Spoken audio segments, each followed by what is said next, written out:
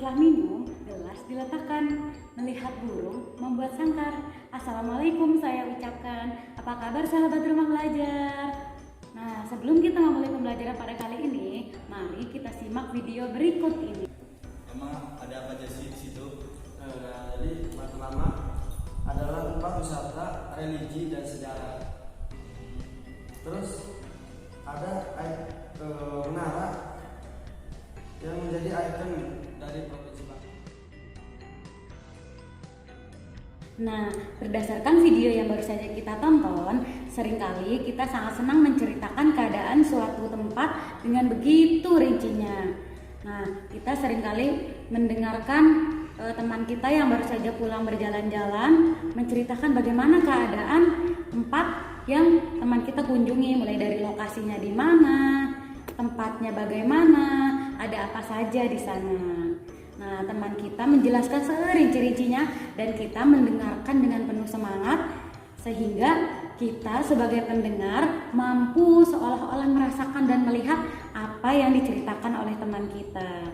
Nah, jadi sahabat rumah belajar, berkaitan dengan video yang baru saja kita tonton, pada kali ini kita akan mempelajari tentang teks deskripsi. Adapun kompetensi dasar pada pembelajaran kali ini adalah mengidentifikasi informasi dari teks deskripsi tentang objek, baik objek wisata, sekolah, tempat bersejarah, atau suasana pentas seni daerah yang dibaca dan didengar. Nah, kemudian tujuan dari pembelajaran ini adalah menentukan isi teks deskripsi, menentukan ciri isi dan tujuan teks deskripsi, menelaah struktur dan bahasa teks deskripsi, dan yang terakhir menyajikan teks deskripsi secara lisan dan tertulis. Nah, langsung saja kita masuk ke materi. Kita mulai dari pengertian teks deskripsi. Teks deskripsi adalah teks yang menggambarkan suatu objek atau keadaan tertentu dengan serinci-rincinya berdasarkan sudut pandang pribadi penulis, sehingga pembaca seolah-olah melihat dan merasakan apa yang ditulis oleh penulis. Nah, kemudian tujuan teks deskripsi.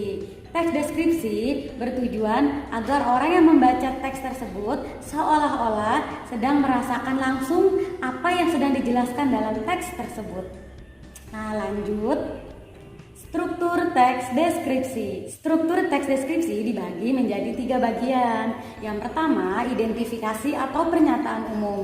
Bagian ini berisi mengenai pengenalan objek yang akan digambarkan. Nah, kemudian bagian yang kedua adalah deskripsi bagian. Pada bagian ini, aspek-aspek dari objek yang digambarkan dijelaskan secara rinci. Jika yang dijelaskan adalah seseorang, maka akan disebutkan ciri-ciri fisik seseorang itu. Jika yang akan digambarkan atau dijelaskan adalah suatu tempat wisata, pantai misalnya, maka akan diceritakan di sana ada pasir, ada ombak, ada air laut, ada pohon kelapa, dan lain-lainnya. Nah, kemudian yang terakhir adalah simpulan atau penutup.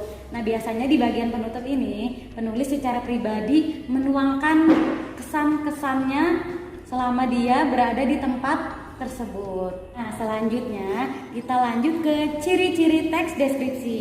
Yang pertama, paragraf deskripsi menggambarkan sesuatu atau suatu objek. Yang kedua, paragraf deskripsi menggambarkan secara jelas dan rinci serta melibatkan kesan indera, baik itu indera penglihatan, indera pendengaran, dan lain-lain. Kemudian ketika pembaca membaca teks deskripsi, maka seolah-olah dia merasakan apa yang tengah digambarkan melalui teks tersebut. Nah, kemudian yang terakhir, teks deskripsi menjelaskan ciri-ciri fisik objek seperti bentuk, ukuran, warna, atau ciri-ciri lain yang berbentuk fisik dari objek tersebut secara rinci. Nah, bagian yang terakhir adalah kaidah kebahasaan dalam teks deskripsi.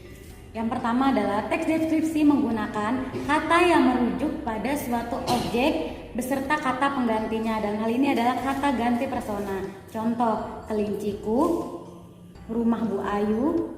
Nah, kemudian yang kedua adalah menggunakan kata kopula seperti adalah, merupakan, yaitu, dan kata-kata sejenis.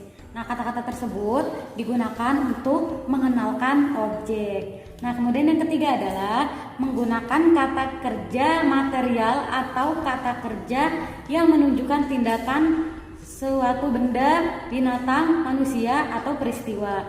Nah, misalnya melompat, mengibaskan, berdiri, berlari, dan lain-lainnya. Nah, yang keempat, menggunakan kata-kata sifat yang bersifat emotif.